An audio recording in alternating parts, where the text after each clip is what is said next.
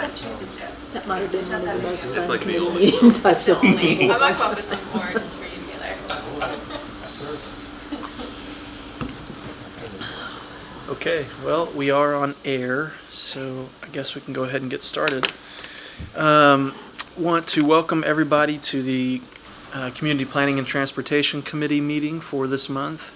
Originally scheduled on Thursday as usual, but with the weather we had to reschedule for the afternoon. We've got two items on the agenda. One is a continued discussion regarding e-scooters, which have been a big topic the City Council's been discussing for a couple of years now.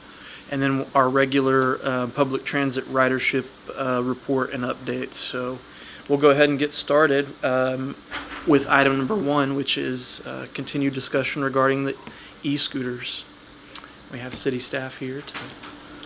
Yes, thank you, Councilmember Holman. My name is Beth Muckala, and I'm with the City Attorney's Office.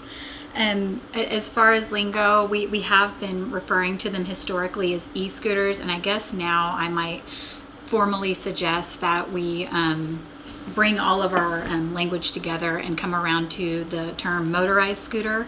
That's what I think is being used in our state laws to address these devices, and that's kind of how we've approached it from the drafting standpoint. And last time we had a pretty comprehensive discussion. We had a few more council members here, but there were a lot of ideas expressed, and so we have since then implemented a lot of things. And so this is a update, a reminder of that, and suggestions for moving forward. And last time we started with Sarah's kind of recap on the business side of things, so that's the way we have it set up again. So I'll let her describe these charts. Okay, well, so we initially scooters landed on us in late 2018. I don't think any of us knew they were coming. So this chart just kind of shows, sorry the numbers are kind of faint, but the kind of usage over time. So this is number of rides per month dating back to August 2018. You can see that there's a little bit of seasonality to this. I don't have a pointer, but you can see September 2019 was kind of that biggest peak. We had like 48,000 rides that month.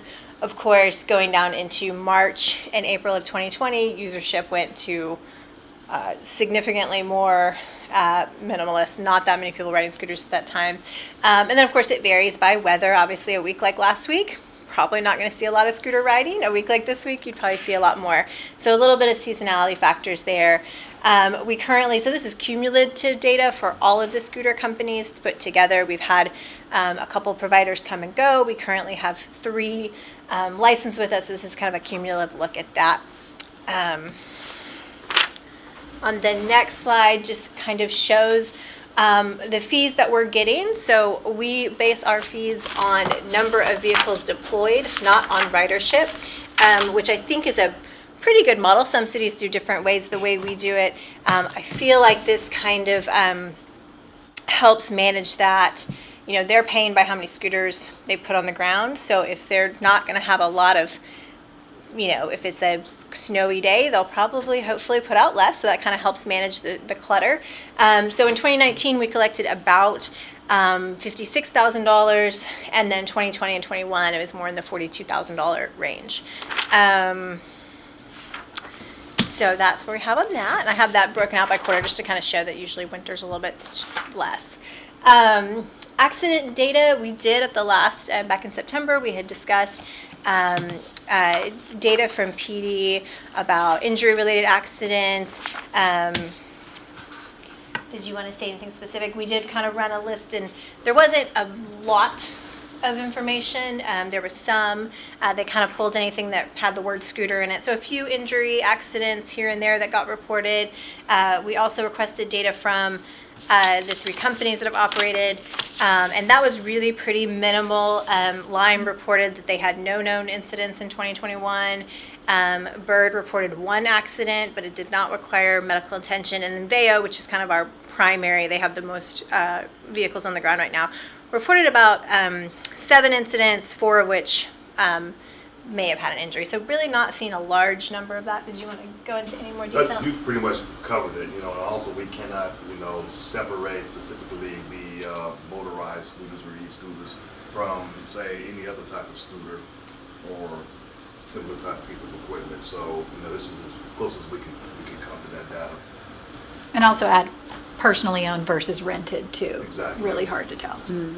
And so, to the best of our knowledge, since 2018 when these deployed, there's been 8 accidents reported that we know of. Is that? I think this data was just going back through 2021. Oh, We okay. didn't do a cumulative all the way back kind of search, but it doesn't seem to be that we're getting a lot of calls. No, we're not. Okay, so from a safety standpoint, people riding them, we're not experiencing a lot of people getting injured. There might on be them. people getting injured, but They're not they're not reporting it. necessarily calling the police and reporting it. Okay, Councilmember Hall. And it just looked like from your chart that there's like in the tens of thousands of rides, right? So that's a really small number, it seems like. Yeah. Okay. Yeah. Okay. I don't know if you're going to. This is just kind of a quick slide to staff that we've been exploring some better ways to help kind of manage scooters and the communication. So there are now some data companies that work to kind of amalgamate all the data from different companies into one platform. So we, some of our companies provide us with a really fancy dashboard that shows like heat maps and all that, and some send data through an Excel sheet. So there's companies out there that are now kind of working with companies to provide that data. It's obviously not a free service, so we're exploring those and doing some demos right now. We're working with Taylor's team over in Transit because there might be some opportunities to partner. But that is something we are exploring to help us better manage the scooters and the calls we get. So that's something to kind of look forward to. We're not asking for anything at the moment, but we are researching those options. Okay. And that's really kind of the end of, the scooters from the business operations side. The rest of it's into the legal nitty gritty. And so this is a recap, of course, of where we were at our last meeting in September, where we discussed these. We did get a consensus from this committee that we would prefer seeing it move forward without the pilot program we'd originally discussed, because it's definite that the landscape has changed such that we don't think we're going to be managing lots of companies with lots of scooters. There's definitely been a more targeted approach lately. So we'll keep the revocable license in place to deal with the license aspects of how they operate their business within the city. And then we're going to create rules of the road for how people operate them. That is going to incorporate parking guidelines that will be referenced back into the agreements. Now, for that language, and you saw it in the draft ordinance presented last time and again this time, which has been tweaked a little, but that language started with what was in those agreements originally, and we've tweaked it basically to address the problems that we've seen since. We've tried to be very targeted and thoughtful about that approach, but we have a couple of other suggestions for targeting particular areas that we can talk about today as well. Okay, so this is our fee structure, and again, the consensus from last time is we don't see a big reason to step away from this. We have an annual fee, and as Sarah just discussed, there might be some software that we might discuss getting to monitor these on a more consistent background. If so, and if we can identify the portion of those costs that are attributable to scooter operations, one opportunity for recoup may be adding that to the license fee. It does need to be connected, though. We just can't. If it's useful for other modes of transportation, which this might be, we need to reasonably identify what's attributable to scooters. So we think it might be more expensive than what we're currently collecting in the fee? Right. So 300. Definitely idea would be that we use to pay for regulating this, using whatever fee or we're getting to pay for it. Be reasonable, I would think. Well, and that's what's interesting about revocable license agreements. They're literally a rental of the space within the right-of-way. That's how we've handled it. So 300 was literally based on the room these scooters should be taking up. So any fees that would be attributable to admin costs of operating and monitoring, that would be in addition to this. And we don't have ideas or numbers for this. That's just one potential place where if we see the cost of monitoring outstripping the usefulness, where we could try to recoup that. Okay. But in addition to that, we have the infrastructure impact fee, which is very separate. It's always been about collecting these fees to use to improve shared infrastructure. So that wouldn't really be implicated by a monitoring service. And as we've discussed before, having this particular fee arrangement helps keep the scooter companies mindful of not deploying more than they need, because it's based on the fee you get back for that deployment. Other arrangements, such as per ride, really wouldn't address that issue and wouldn't help us, maintain the space on our sidewalks. Or at least that's the feedback that we think we got back in September from you all. And the enforcement and code fees, really, there's no suggested changes to those at this time. Honestly, we've worked really well through larger issues in, establishing no parking zones or no ride zones in order to avoid big enforcement events. So we've not really had to utilize those yet, but we're still fine-tuning that. But no changes to that suggested. These are pretty much the same as you saw before. I did have a couple of things I wanted to point out to you. First, with our no ride, no park zones, one way that we can address these in specific areas, and the ones I think of first are like the main area of Main Street, with the brick furnishing zone, that area, and then Campus Corner. We could add exhibits to these agreements saying, this is where you deploy, this is how many you can deploy. And we can base it on those areas in particular, because we know that those are areas we want to be paying attention to. So that's one way to avoid the need for enforcement, to tackle it on the front end and see what we're comfortable with. So that's an option we could consider.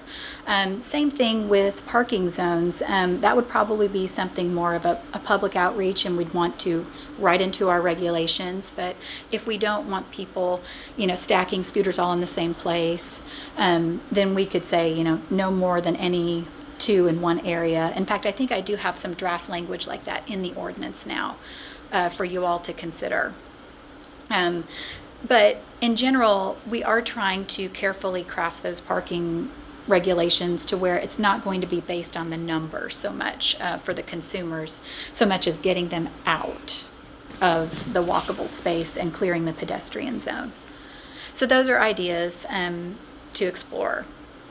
Parking guidelines.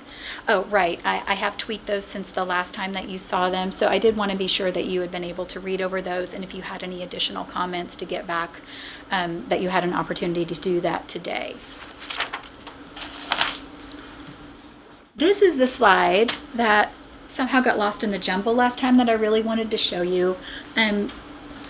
Some of these, you've probably seen similar devices, and this is just literally what I could find really quickly. But we know that we're seeing different devices than just the stand-on riding scooters. And we know that OU on their property has arrangements to allow different types of vehicles than our licenses are addressing right now. Because our agreements are specific to motorized scooters, those really don't have permission to be deployed on city right-of-way. However, whether or not they can ride in city, on city streets or anything like that is really kind of a different matter.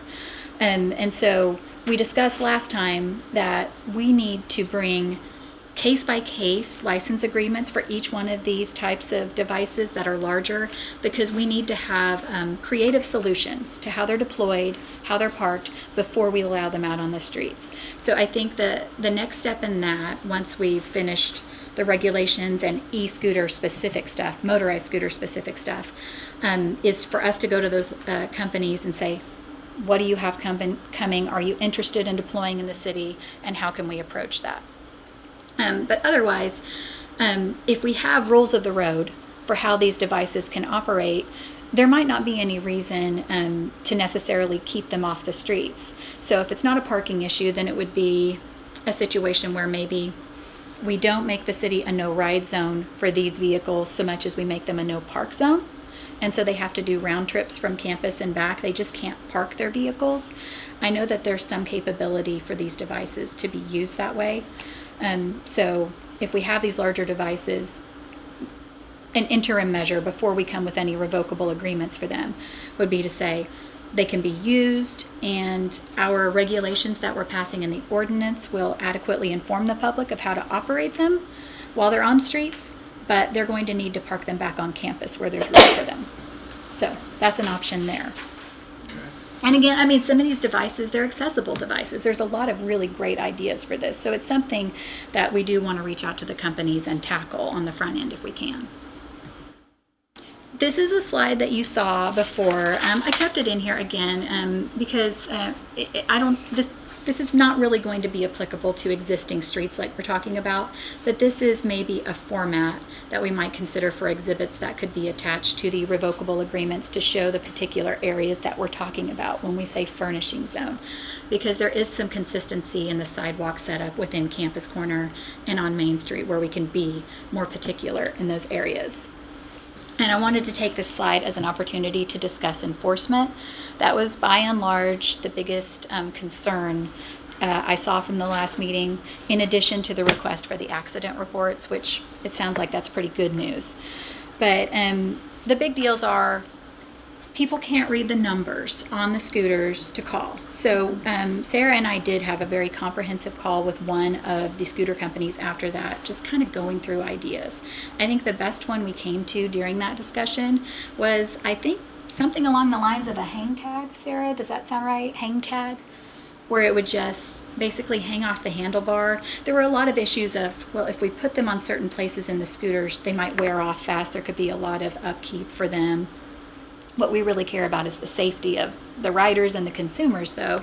So I think it was their idea to throw out, well, maybe we could put these hang tags on the top where someone's not going to have to bend or stoop or look under the scooter to find it.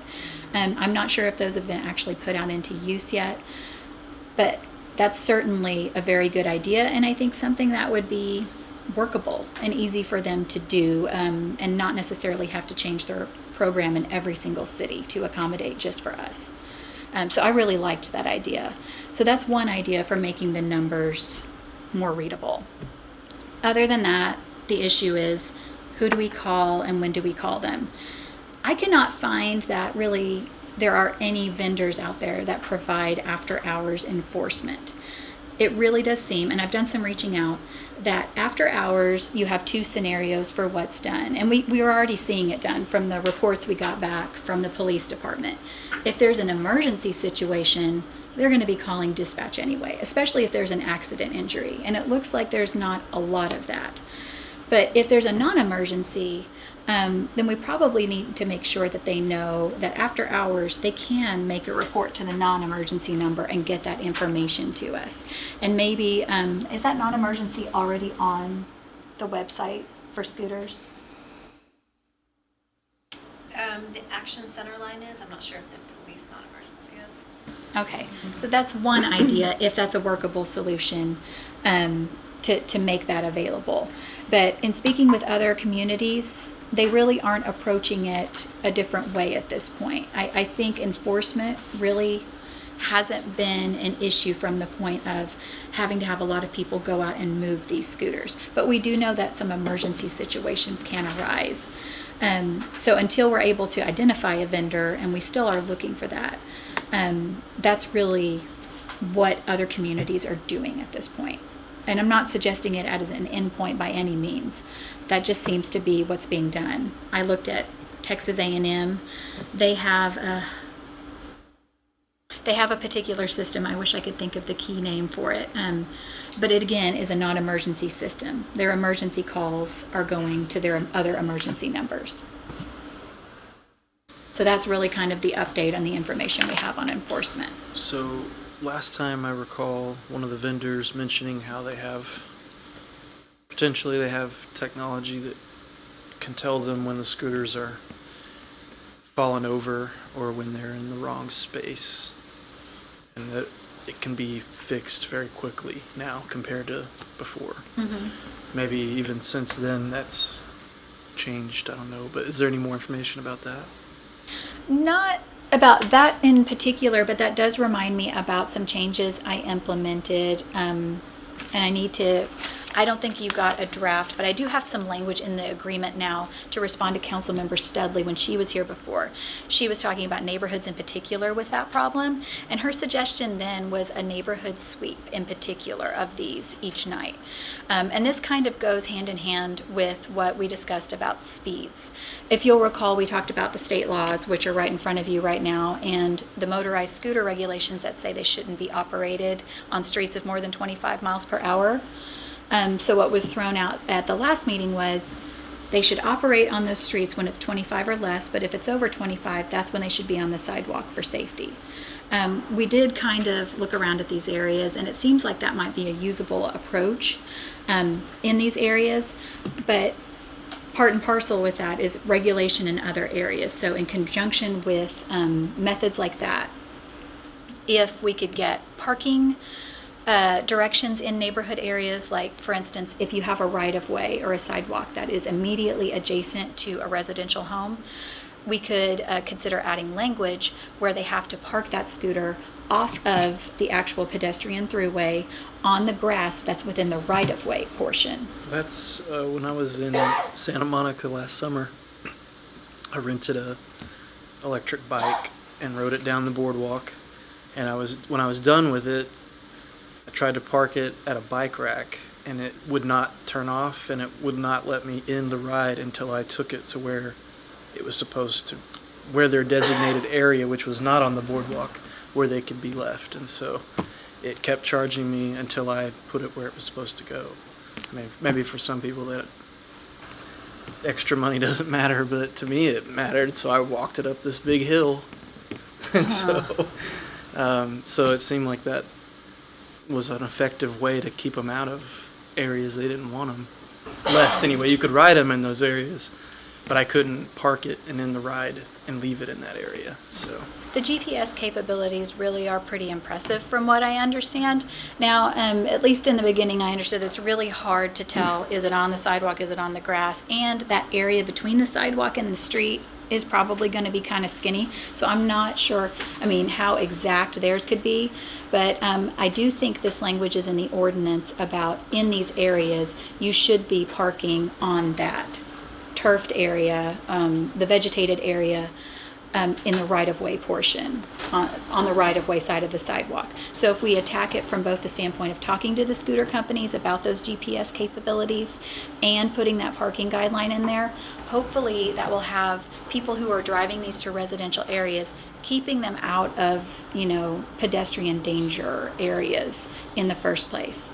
In addition to that, there could be some language in the revocable agreement that specifies measures for doing a sweep. Basically, between the hours of 6 and 9 p.m., all of the scooters that can be located within defined residential areas, and we would need to define them, those need to be collected and redeployed outside of those areas. That definitely handles the issue of scooters that are knocked over. And so that's where I was going at. It would kind of moot that issue if it's an issue of them being knocked over in dark areas and dangers for pedestrians. What that cuts against is any riders who want to ride them home and then use them first thing the next day. Mm-hmm. For that, we could think about language that says basically accepts it unless you want to park it in your own driveway perhaps. I'm not sure how scooter companies would feel about them being parked in a private driveway overnight, so that might conflict with their operating model. But that's one way to still protect our rights of way and allow riders to do that. But so that's the kind of how it all fits together to keep residential areas treated a little more carefully and a little safer during the nighttime. Just being able to, really the biggest issue I hear about them is blocking the sidewalks. And sometimes there are some that are laid over and are just sitting there seemingly for days or like a week or two. And, obviously that doesn't look very nice. And some people cannot easily get around them when they're laying in the way and things like that. So that's really the main deal if we can address that problem. Yes, and so Campus Corner and Main Street hopefully, if we can think of ideas to specify, this is where you can deploy them. That will help with that. Now, there's still the matter of consumer parking. Hopefully, public awareness, once these regulations on parking are passed, will help consumers understand, no, you shouldn't just drive them up to the door of the store and leave them there. Obvious stuff like that. And we can probably even provide, maybe even picture demonstrations for, this is an example of how to park it correctly. And those are things that we could provide public awareness for on the website. But that's how we can tackle particular areas like Campus Corner and Main Street. And if there are other areas that you all have heard that you think that we need to be aware of and address in a similar fashion, let us know, and we could do that at the same time. But for residential areas, Councilmember Studley's suggestion from last time is kind of what we've gone off of, to incorporate the idea of a nightly sweep. Kind of going back to the old model, but just for those particular areas, which hopefully wouldn't be terribly burdensome. Okay. But also making sure that they're not laying all over Campus Corner, or they're on Campus Corner, but where they are in the designated place for them to be. Yes. And on Main Street, they're not just laying in the middle of the sidewalk on Main Street, right? The agreement will always be drafted to require those things, and it will still contain the suggested language from last time about making sure they are properly rebalanced every day. Yeah. Okay. On this slide, I have repeated what you saw last time. I don't mean to repeat it again, but the reason I wanted to talk about it is because there are some bills that have been introduced, just a couple. They aren't huge. One of them confuses me a bit, though, because it tweaks the capability allowances for motorized scooters under Oklahoma law. And I really can't figure out why. It allows them to be capable of going up to 35 miles per hour. Only the capability, again. It doesn't talk about operating, which I can't find any suggested changes to the statutes that address operating on streets that go more than 25 miles per hour, or even the operation about going more than 25 per hour on a scooter. I can't find any suggested tweaks to those. So I'm not sure if we haven't seen all of the bills yet, or if I really can't tell what the motivation is for this yet, but I wanted you to be aware of it. Are they new? I mean, proposed for the session? Yeah, okay. Introduced this last session. There are two of them, and only one of them really makes big differences, and that's the biggest, is allowance of capability for these to go up to 35 miles per hour. Though there's no suggested bills changing the speed regulation at 25 from what I can see. They wouldn't be allowed to go faster than 25, but they can. The machine would be able to. Would legally be able to. I mean, I think we talked about this last time. I mean, you get the right hill and the right situation, and you're probably going to exceed 25 miles per hour. It's not an exact science. So it's just another reason I'm a little, I'm going to try to dig and figure out what that's about, basically. See if we can see what's coming down the pike. We want to know, because what we discussed last time sounded like a pretty good consensus on a workable solution for operating them safely. If we have, for instance, Campus Corner, most of those little streets in there are 25 miles per hour, so that would be where they're operating on the street, which is what we are already doing, because those signs, already say you can't ride bikes or anything on the sidewalks there. So it really does seem like operating on streets where it's 25 or less, and then on sidewalks where traffic's moving much faster, was a pretty good solution. If they change everything to 35, then that would really kind of, it might start us over in a little way, but we'll try to have an idea if that happens, and we'll just keep watch. The other change that's in the same bill specifies an age, a minimum age to operate of 14. We talked about that last time, and I think the consensus then was we would be comfortable saying 16 and above, except that they do have to follow the scooter company's rules. So that's the way it's drafted right now. Only I did go in and change it based on this state law to 14, just as a matter of draft. I'm not certain how you all felt about 16 versus 14, knowing that there's now been a state bill introducing that. Hard to say that ours should be higher if that's the state standard, but I don't know. Is it 14 to get a motorcycle, or? There are some vehicles, similar vehicles, right, where 14 would be a threshold age, and that's probably explainable for why we have 14 here, though I don't know that for certain. We had discussed 16 because other cities have chosen 16. Right. I think there's at least one scooter company that specifies 16. There are some that specify 18. And then they also have provisions where this is the minimum age unless you're supervised by a guardian. So that's kind of why the idea last time was, well, we're comfortable with 16 unless the scooter companies are requiring something more strict, and they should follow those rules. So state law allows municipalities to regulate these in ways that are not consistent with, or not inconsistent with state law. Probably us restricting it more would be seen as inconsistent. So we might provoke that comment if we did it that way. Would the police department have an opinion about Oh, 16 versus 14? Yeah, I do. You can ride a motorcycle. Some motorcycles in some areas going to and from at 14, which is probably what kind of precipitated the dropping of that age, like you said. However, you know, the way our ordinance is written, and I don't know if state statute affects anything as far as additional safety features for youth that are riding those things at a lower age. I know there's no laws or statute that mandates that a rider below the age of above the age of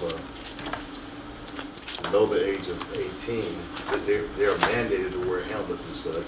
I don't think our scooter law addresses any of that safety features, wearing helmet below the age. So that would be something to consider if we are to move at a lower age like 14. But yeah, I don't. That's a little bit. I mean, you know, that's a little bit much for those little machines at those speeds, and particularly if they're talking about bumping up 35 miles an hour. It's just disaster recipe, I think, waiting to happen. Because if they're allowed to ride on sidewalks as well in certain areas that are above the speed limit of 35, that can be kind of a dangerous scenario. This is dangerous at 25. This is even more so at 35. Right. Well, yeah, I have some thoughts and ideas about it. Well, yeah, I don't necessarily want to have a conflict with the state law over it, but that's a good question. Yeah. Councilman Rawl. So is it proposed legislation or they've already done it? It's just right now proposed. Okay. It hasn't. Well- I don't know. Well, I would I think keep we can ours. hang on until. Keep ours until they change it. I guess we could change it if we have to, but Right. That's what we intend, is to keep monitoring. Yeah. Because there's and so see. many I mean, we're really early in the session, and there's going to be so many that go by the wayside. So I'm really impressed that you're able to monitor at that level of detail. But I'm still comfortable with 16 until we can't. So the private company can regulate age. We just can't do it in conflict with state law because we're a municipality. That's the way that the motorized scooter regulations are written, Yeah. right? That Okay. we can regulate them, just not inconsistent. Yeah. And I would say that I am not aware of a state regulation regarding helmet requirements for, quote, motorized scooters, as that term is defined. So us having one, I think, couldn't be inconsistent if the state simply doesn't have one. So that might be an option to throw in, and I can look and make sure that area is open for that. And I'm trying to remember if we already have that in our ordinance. I know there was some question last time as to whether we still have scooter companies offering free helmets. Yeah, I know that came up. And I'm sorry, I don't have an answer on that. That's one of the things that I didn't manage to tie up in time for today. But I will follow up on all that information on helmets, since it sounds like if we do implement 14 the same as state, that's where we want to be focusing, is on safety guidelines. Right, yeah, I'm not seeing it in the draft right now. Yeah. Okay. So that's state law, where it is, where it might go. Honestly, if it's just the capability, then it doesn't really change what we talked about before, that type of plan. So again, you have the ordinance updates in front of you that includes the operation in certain speed zones. I put that language in there. I encourage you to look at it and provide any feedback. Even drafting, if you don't think if it's clear, we're kind of creating new animals here. So I want to be sure that what I have here is consistent with your feedback, and that you think it's readable and easy to follow for the average consumer or pedestrian here. Okay. And again, here's the summary. So the goal is to get riding where on the street where it's 25 miles per hour or less, on sidewalks where they are adjacent to streets where they're marked higher than 25 miles per hour. Identification of any no-ride zones, and so parks, that's an obvious one that we've had in the past, but if you have any others to suggest, we have a no riding on sidewalk zone in Campus Corner. No. So any problem areas that you would like us to implement, those can be worked out through exhibits to the license agreements. And are we able to restrict the speed in different areas too? That's a capability. Talking about that, like on Main Street, downtown, the sidewalks are wide enough to allow multimodal vehicles, but 25 miles an hour might be too fast, considering people walk out of the businesses and all that stuff. So, is that something we're addressing? Well, and that's kind of a question for today. I'm glad you said that, because with implementing a program where we are already kind of handling the speed, in let's say Campus Corner, those are really skinny sidewalks. We don't want them driving fast there. Well, they're not on sidewalks, either by our own rule or because they are adjacent to a 25 mile per hour street. So I guess the question is, if we have them on the streets where they're 25 miles per hour, do we really have any sidewalks out there adjacent to 35 or above, or those type of streets that are so skinny that we want to regulate those speeds? Main Street being a little unique too, because it is 25 miles an hour technically is the speed limit, but it's not maybe the safest place for scooters or bicycles or for people to be riding behind the cars backing out, and the traffic generally moves faster than 25 on Main Street anyway. But the natural inclination for most people, I think, downtown would be to ride those on the sidewalk because the street doesn't seem very safe. But any neighborhood streets and a lot of other streets that are 25 seem to be more appropriate because they don't have the parking or whatever it may be. But Okay. but Main Street specifically is where I would want to look at a reduced or restricted speed through there. I don't know, 15 miles an hour maybe is better. Councilor Hall? And I think we had talked too about particularly parking on being restricted on Campus Corner and on Main Street, where you have it at like the end of a block instead of just scattered all in a. I think we talked about that too. Yeah. And that I think the companies were actually already doing that on Campus Corner, but I don't know if they are on Main Street. I've noticed more on Campus Corner, the bump outs, especially at Yeah. White and Asp. They've been lined up, every morning right there in the same spot. And so when I drive back by there, so. I think I'm only aware, or I've only personally observed one company deploying in Campus Corner, and I have been speaking with them lately about it. I know that they've lately implemented more regulations about parking, not on Asp because those are larger. That's a larger street with the bump outs like you're talking about, but they're trying to avoid it on those skinnier streets. Yeah. So that's kind of what we're literally trying to focus on with these exhibits, is this is how we want you to treat this area. And like you said, Main Street is the perfect area to focus on in addition to Campus Corner. Yeah. So we can definitely handle it that way. We have no ride zones in our parks already. That doesn't seem to have created a problem. I've not heard Yeah. any feedback about parks in particular. In Campus Corner too, the traffic moves so much slower because it's so narrow. Even though there is the back out parking, it's such slow moving traffic that it seems safer to ride in the street on Asp. And because the sidewalks are so narrow, Yeah. it makes sense not to allow them on there. But that's kind of the big difference is, Main Street's a big wide street with high, fast traffic on it.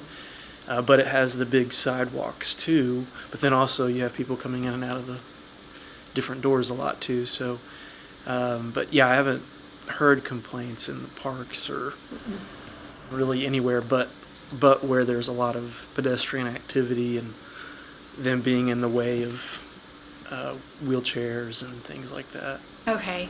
And so right now we have the actual draft regulations in front of you.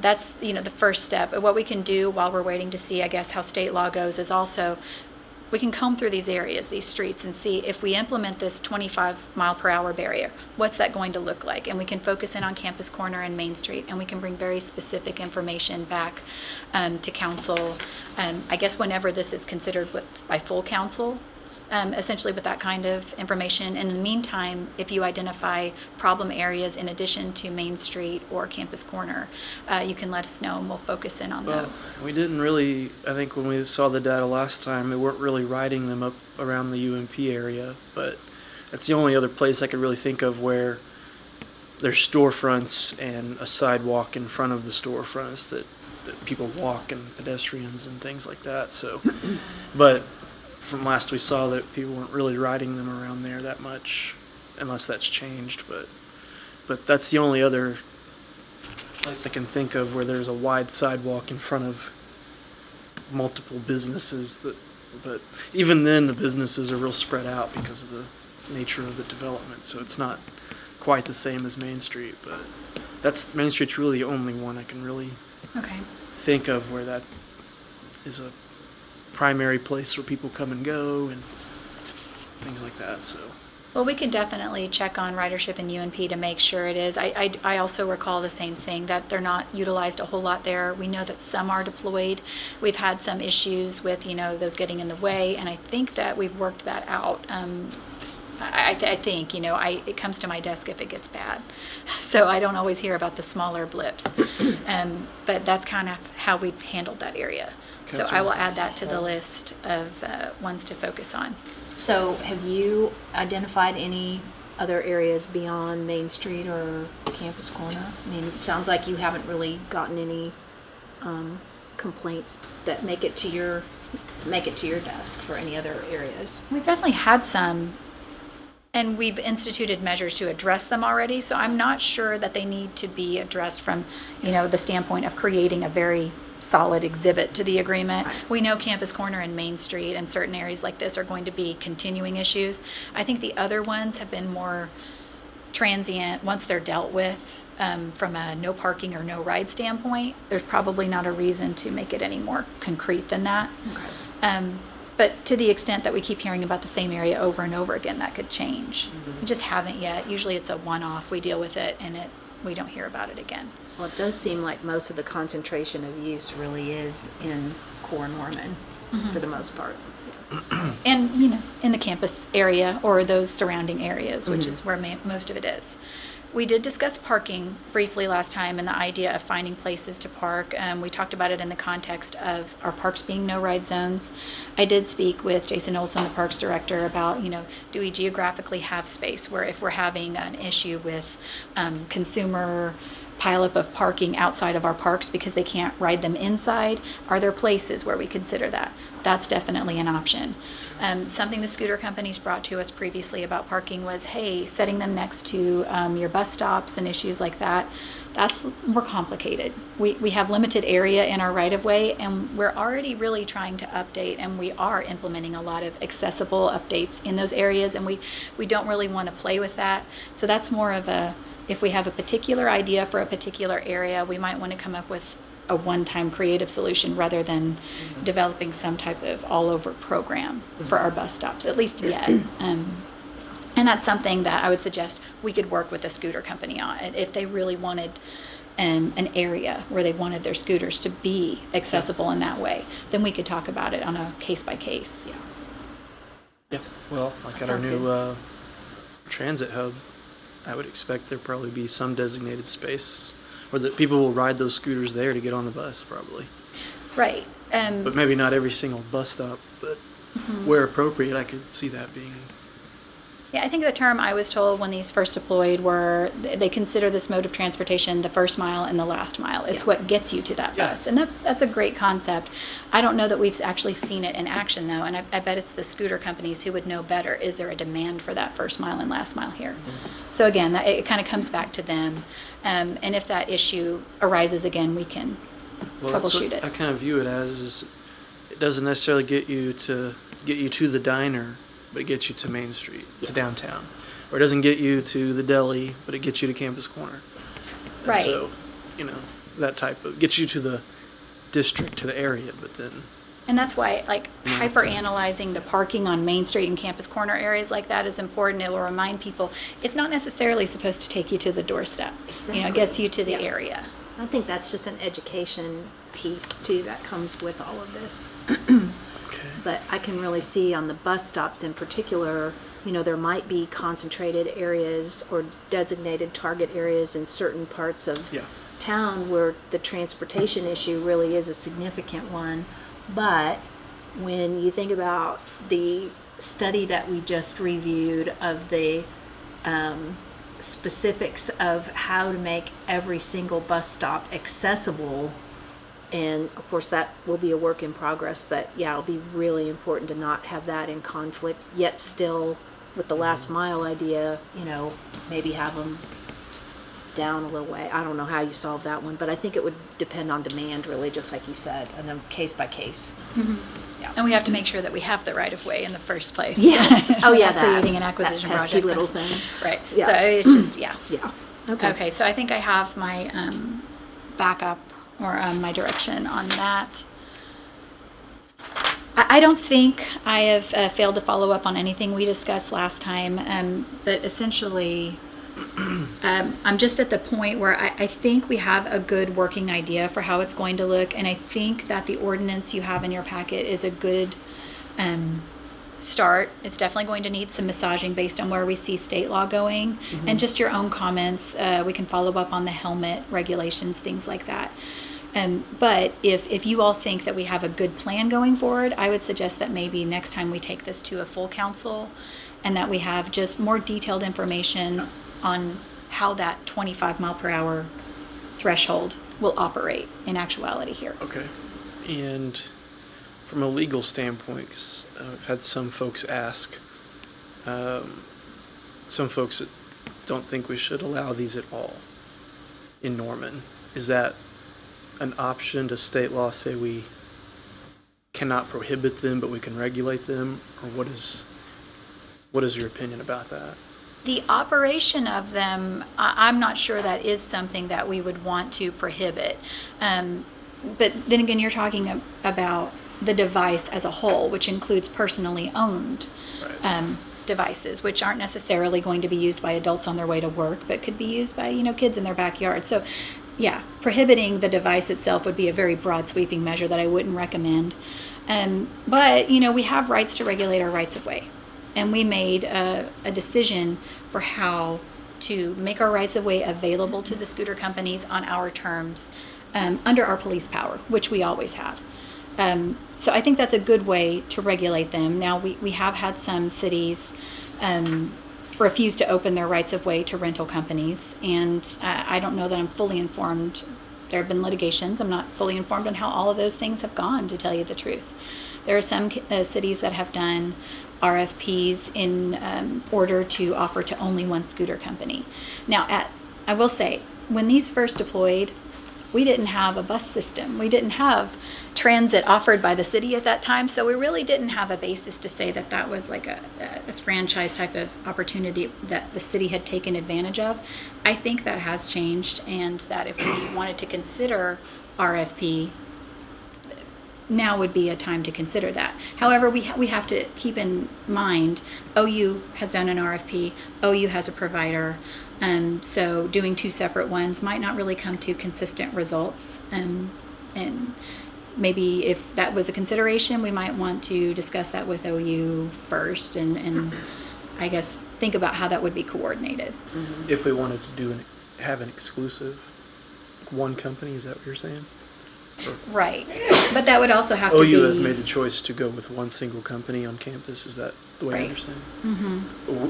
for the city, we allow any company that wants to come in can.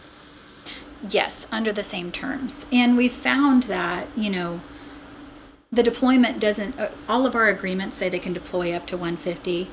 Our fee structure keeps them from deploying just for the heck of it because they are paying for everyone they deploy. And we think that they're paying attention to the demand pretty well. So we might have several scooter companies, but we still might only have the same general number of scooters deployed as one might. Okay. The difference, I guess, would be administration, if we see a value to administrating it from the standpoint of only one company. But then again, as Ms. Kaplan addressed at the beginning, there are software options for allowing us to kind of consolidate all of that information in one place. That might make, an RFP no more helpful than the system we already have. Okay. Councilor Hall? Yeah, I was just gonna, final comments. I mean, I'm comfortable, if you feel like we're ready to move it to the full council. And, clearly there has to have been some kind of communication, positive communication since our last meeting in September, because just constituent feedback in Ward 4 has really dropped off. And of course, some of it may have to do with the weather, but I've also noticed that there seems to be an increased rebalancing and paying more attention on a daily basis. And so I literally had a scooter that was just laying in my yard, and it did take about 3 days to get it attended to. I just left it there to see what would happen. But I've seen improvement. I mean, still not perfect, but improvement of scooters being just left on the sidewalk. And I think at the time, some of that was confusion because they were told to leave it on a sidewalk and not put it in the yard or on the right of way. But I definitely think there's been some improvement. So whatever they've adjusted on their part and whatever communication you all have done as part of, feedback from September, it's definitely improved. So we're making progress. Yeah, that's great. I'm glad to hear that. I just pulled up this slide so you could see. I guess there were, since we met last time, October, November, December, were declining rider months. Right. Yeah. So we'll see in the spring if that really proves to be the case. But yeah. I will also just note that of our 3 providers right now, really only one is in full deployment. Lime is licensed to deploy, but they're not deploying right now. And I think Bird literally has 7 on the street. So, they're balancing their numbers as well. I think the companies that are not, the company that OU provided are kind of realizing that makes their viability a little bit more challenging if they can't ride on OU. So I think they're kind of noticing that too. So we'll kind of see what happens this spring as demand increases. Yeah. But Yeah. So residential neighborhoods, clearly we need to take a look at the ones where we're seeing the most activity around campus and within the core. Are there any representatives from the, would you like to say anything? Any comments or anything? Well, the one thing I was going to comment on was the 35 mile an hour. Would you mind identifying your? I'm Steve Miller. I'm with VO Ride, VO Scooters. And we're the ones that's contracted with OU. Okay. And we are also within the city limits in a limited area. We're not all over it normally, but mostly in downtown Main Street area.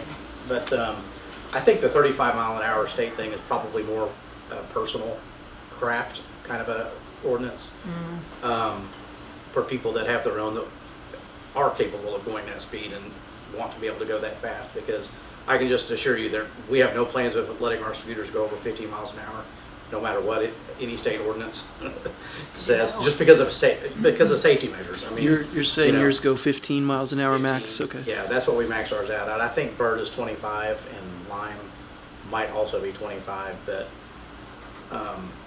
I know that safety is a huge concern for us, and we think 15 miles an hour is as fast as anybody needs to go.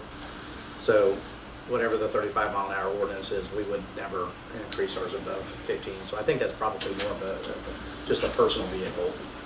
People that want to be able to go faster on their own personal, because I know there are some of those that will do 30, 40 miles an hour. And then just address, I think some of you mentioned the neighborhood sweeps, and we are doing more of that. And I think you I can tell. Noted that you've seen a difference, and so we just, we want to be a good partner, we want to be a good neighbor here in Norman, and so the last thing we want is to be viewed as a nuisance to the residents, and so we are mindful of making sure that we are taking care of those as quickly as we can. And on the 3-day example that you gave, like if it sits idle for that, as soon as it hits that 3rd day, that 72-hour mark, it goes up on our map, which is why it took probably 3 days to go and collect yours.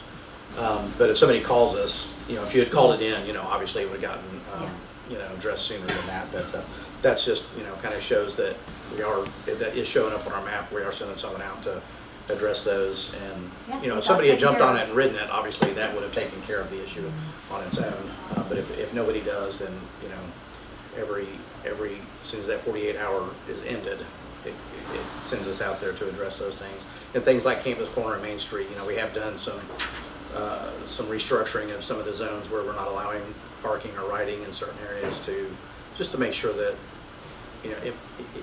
kind of the balance of the inconvenience of being able to drive there versus making sure that the store owners, your business owners and the pedestrians and other people are being taken care of like they should. It's a balancing act to a degree, so we try to regulate in as limited a manner as possible, but still achieve the results that we're hoping for and that you guys are looking for as well. So I think you can also feel like that those things are helping.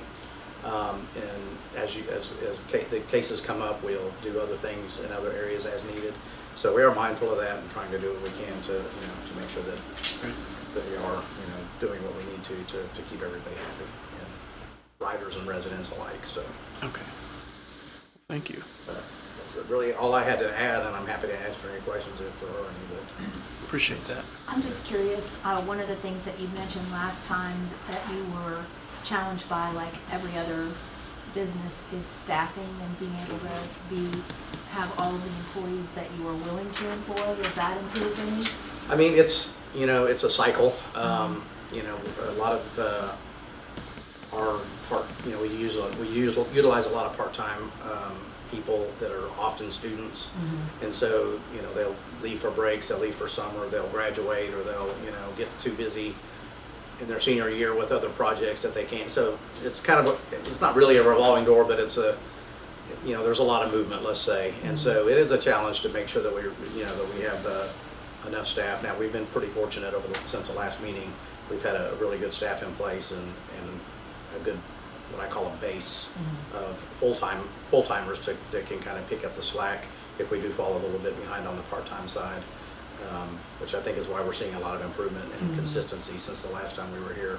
And so, we're just trying to stay ahead of it and keep a list of people that are interested, and that way we can fill roles more quickly. And we've got a dedicated staff now that does nothing but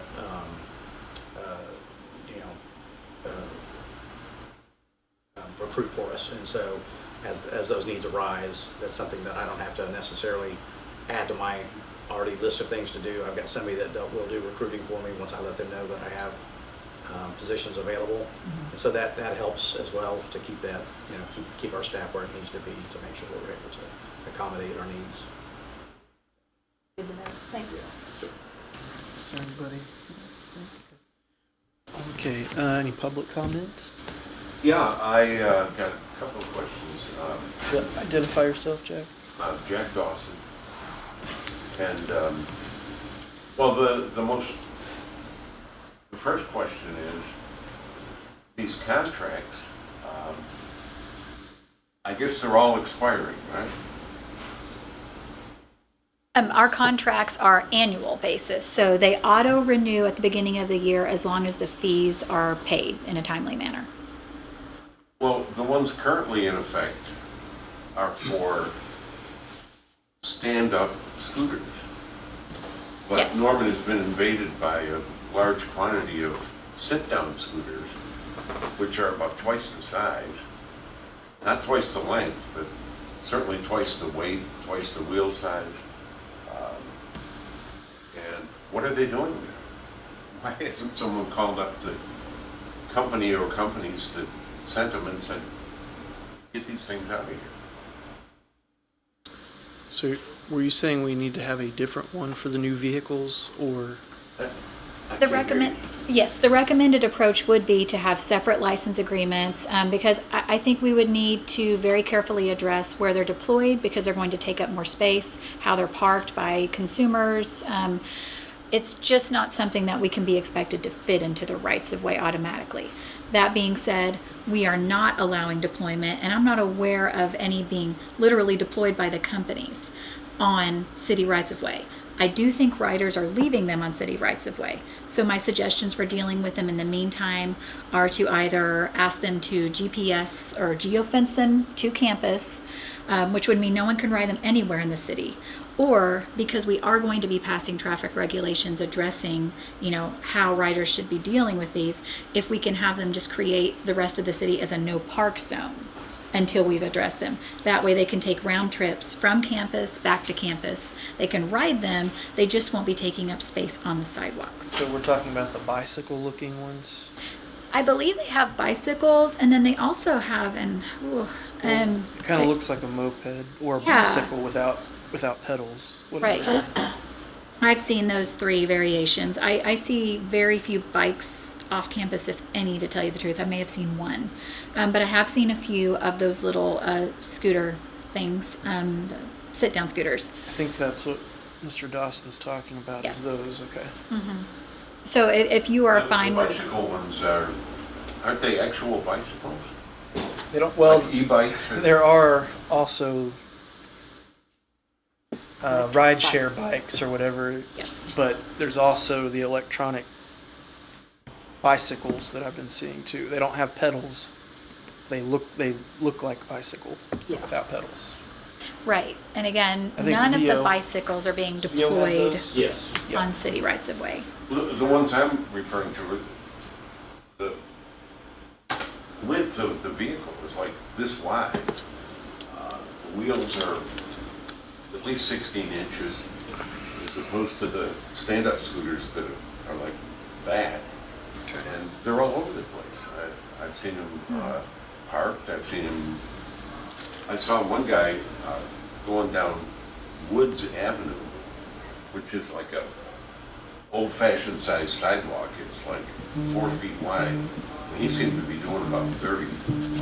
And I just can't help thinking of Bob Berry Jr. I mean, he was killed on a scooter not much bigger than that. But the only difference was these are electric and his was gasoline.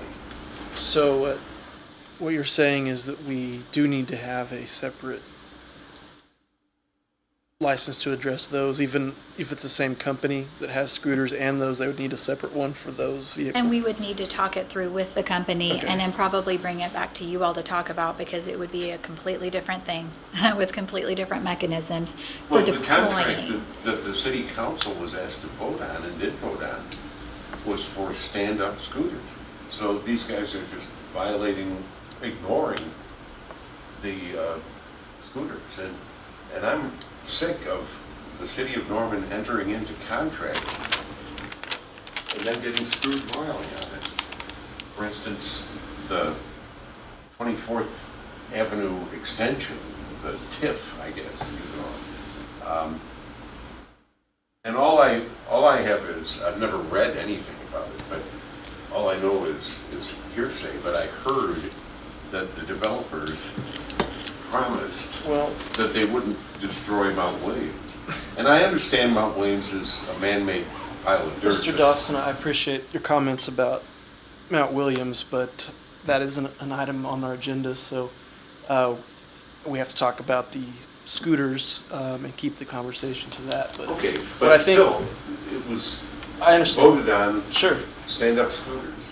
Well, and I think what Beth is saying is those should probably be on campus, and if they're not, it's. Right. But we do need to have a specific license to address those. Right, and Okay. so we won't, the city will not be issuing any licensing saying you may deploy these on city rights of way Okay. until you've heard about it again, that's for sure.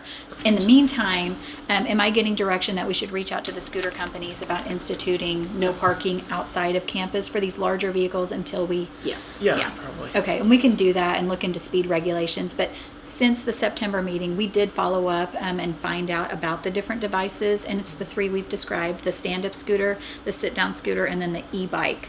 But the e-bikes and the sit-down scooters are all being deployed on campus. We confirmed that. So it's riders that are taking them out. Okay. Okay. All right.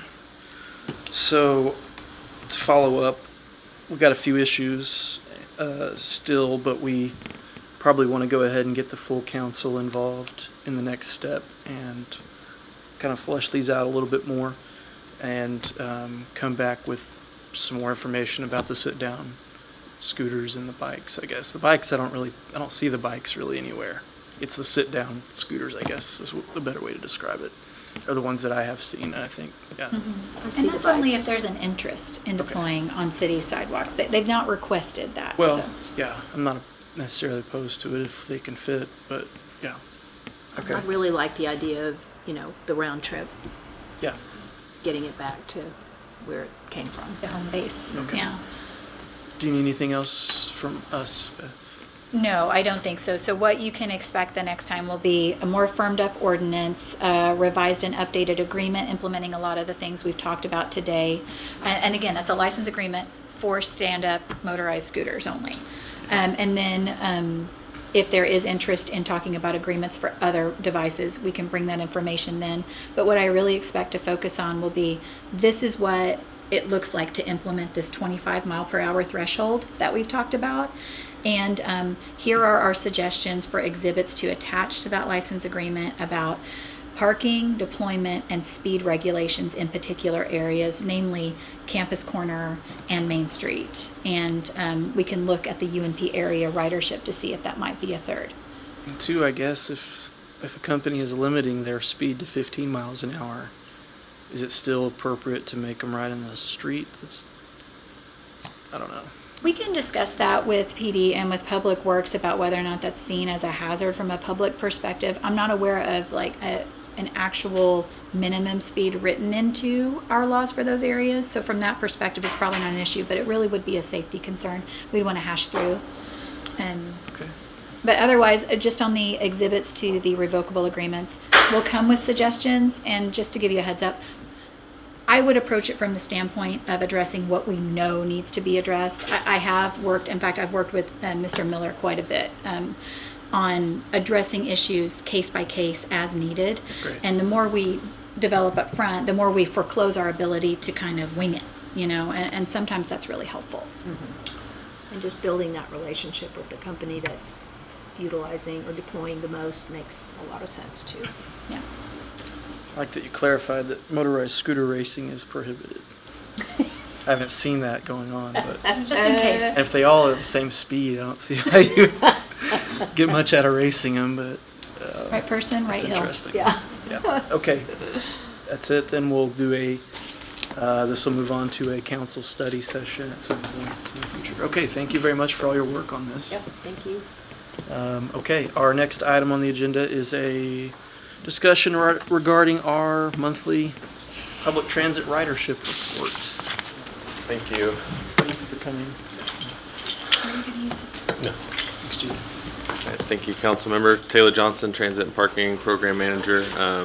I'll be brief. There's not very many surprises in this month's report. I would like to mention out in the memo under the public transportation response to COVID, the federal mask mandate is expiring on March 18th of 2022, not 2021.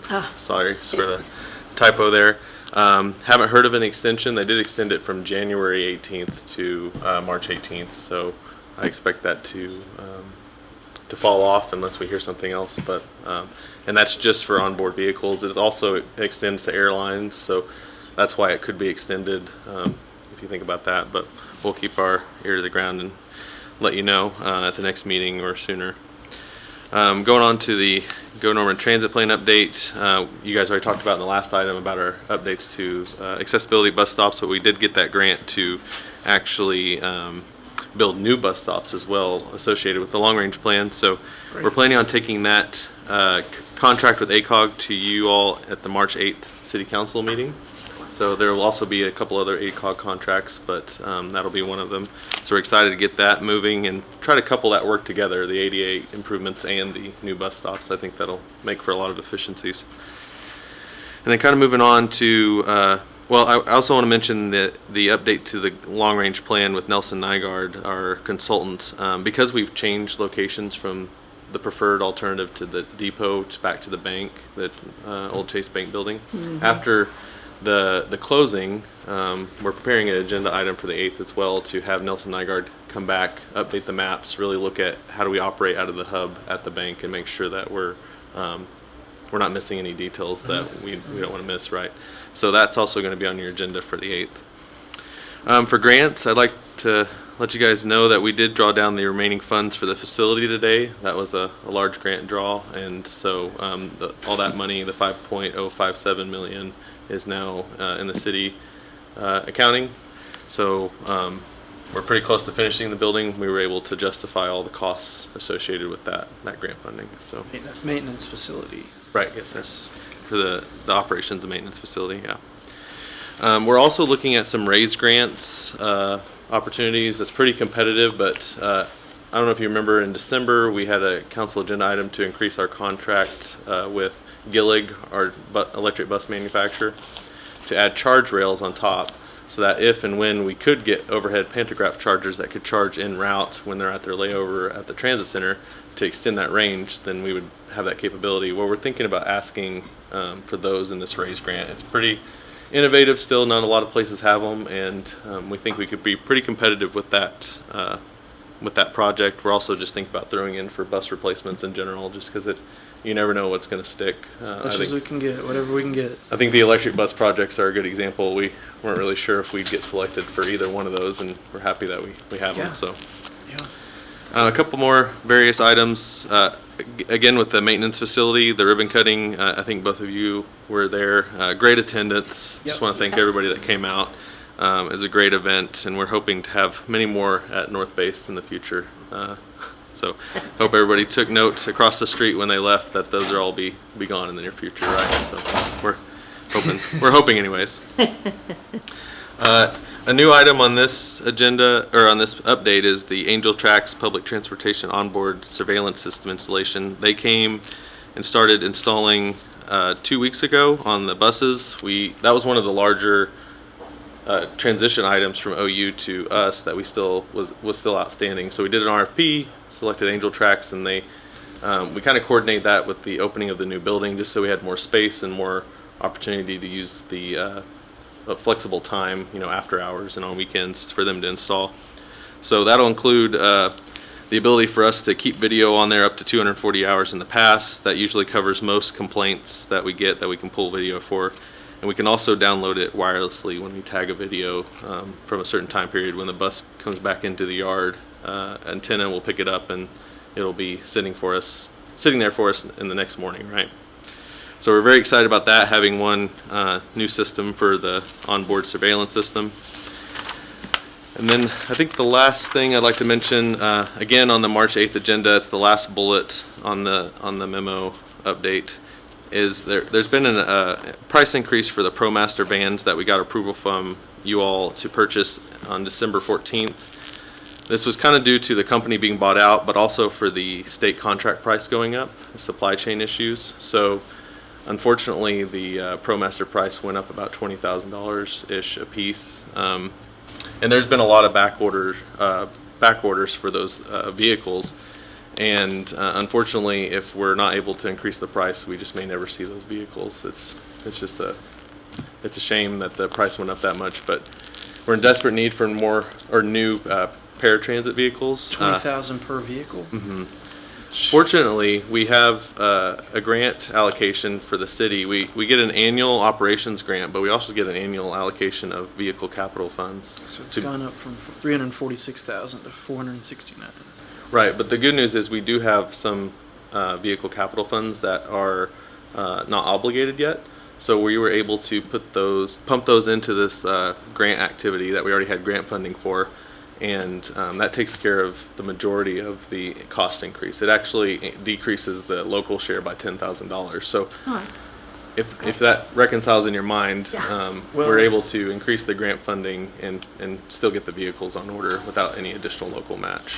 The general fund surplus that we currently have applies to all sales tax funds, I guess, Norman Forward, public safety sales tax, and transit. So I don't know what kind of, if any, surplus is Sure. in there, but it would seem like there'd be some funds in the transit fund that we weren't counting on, perhaps at the beginning of the year, Right. that we could look at as well, because I do want to get them. Yeah. So Well, and unless you'd like us to really consider that, on the March 8th council meeting, we won't be asking for additional general fund surplus or allocation. We'll basically be asking you all to use additional capital funds to cover the cost until we get reimbursement, but we will have more grant funding when we do get that reimbursement. So, we'll get reimbursed. Okay. right. So overall, we will have less local commitment Okay. when we get the vehicles. So I think we're okay. I just wanted to let you all know that'll be coming on March 8th, so you're not No, surprised. that sounds like a much better deal than Yeah. Yeah, I was just gonna just make sure Yeah. because that's what I thought you said, that we Okay. wouldn't have to dig into the general fund, but Good, so we can explain avoid that. that Okay, battle on the floor. sorry, we can't use that for something else, but Yeah. yeah, That's Well, want to get takeaway. those. If we get it reimbursed later. then- Yeah, and these vehicles are a lot quicker too. The supply chain issue is really with the chassis, and the manufacturer's hoping they get a large order in the summer, and the turnaround is much quicker. We're talking 3 to 6 months, not 12 to 15 months like the bigger vehicles. So Yeah. we're hoping we see them next fiscal year too, early. Great. Other than that, I won't talk about the numbers very much from the performance report, except that right now, fiscal year to date, we're at 154,000, and that's a 25% increase over last year's year to date. So that's we're doing pretty well, picking up with the lessening of restrictions, but also people feeling more comfortable getting out and about, Yeah. right? So Yeah, several of the routes have increased percentages. So right, yeah, I mean, that's what I notice. Like I said, every time if you see the bus and you don't think anybody's riding it, you might be looking at the wrong bus. And I encourage you to come to the east side of town and take a ride on the East Lindsay route or the Alameda route or the Main Street route. And you'll, specifically the East Lindsay route, you'll probably be standing up if you, depending on what time of day, if you want to ride that one. So,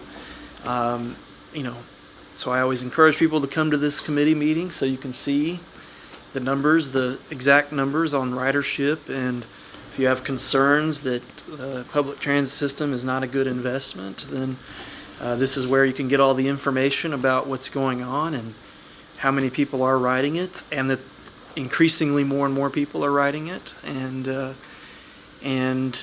what all the money is going towards. So very helpful information as always, Taylor.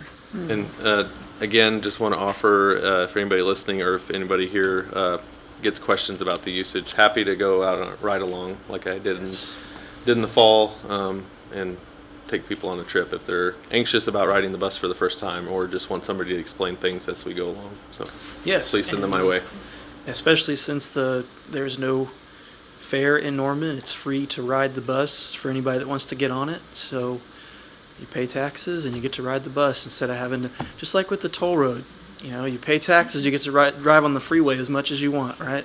On and off. But if you do the toll, you got to pay every single time you get off and on, which I don't think is very convenient. So anyway, no, I appreciate your staff. And am I correct that we've got another staff person? So I can't remember if we talked about this last month, but yeah, so since early November or early December, we've increased our city transit staff by 150%. So it went from me, we added Mr. Jason Huff, our transit planner and grant specialist, and then Miss Danielle Clark. Awesome. She's our admin Okay. tech, helping us Great.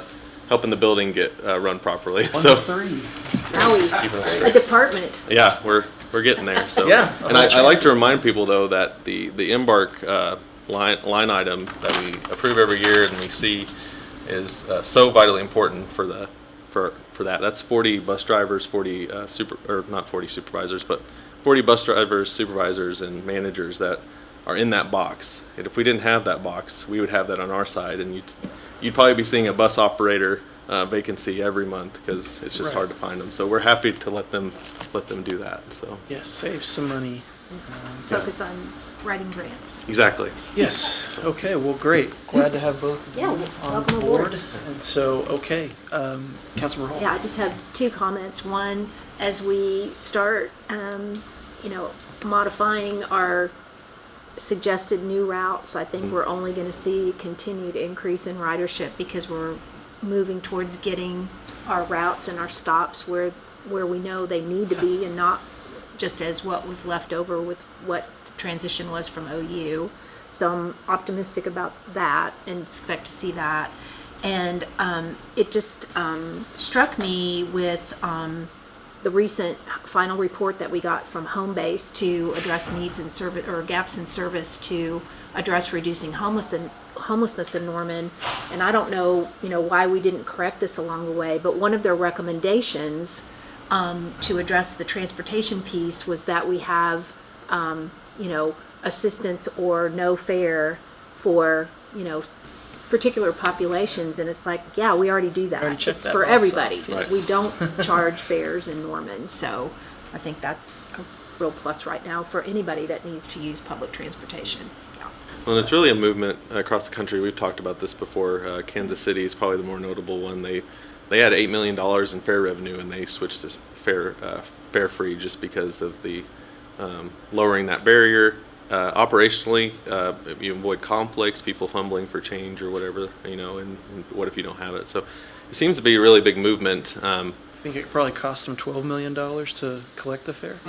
Well, hopefully not, but that is a part of the discussion. The It costs capital, more to collect the fare than the fare collects. over time, you hope to collect more, obviously, but just the upfront cost for us doesn't make Yeah. sense. So Well, we're At the moment. trendsetters. What do you know? Yeah. Well, by necessity, right? okay. Okay. Well, yeah, and having a established central transit hub, I think, will be very helpful to get people, using that system as well, even more. So, no, I think it's very exciting, and glad that we're making so much progress with this over the last couple of years. So, okay. Thank you very much, Taylor. Okay, the only things I have to add for future discussion, I've got some requests from citizens for our committee to look at flashing lights on stop signs that I guess have flashing for some of the more rural areas where it may be harder to see, I guess.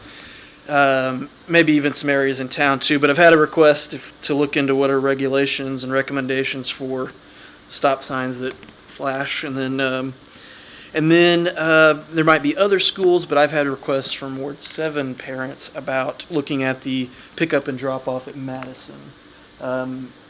We do now have the 4-way stop sign there at Stinson and George, which I've gotten mostly positive reviews about so far. But we do have a new business that's there, that's a restaurant and bar that's, I think, doing pretty well. And so I've had a few parents ask about if we could take a look. And again, there may be other schools as well. I know that Whittier's always had an issue, but Madison's the only one that's in my ward, so that's the only one I've been contacted about. So if that could be a future topic for the committee to discuss as well. Okay, anything else? No. Okay. All right, well, thank you all very much for being here. We'll see you next time. This meeting is adjourned.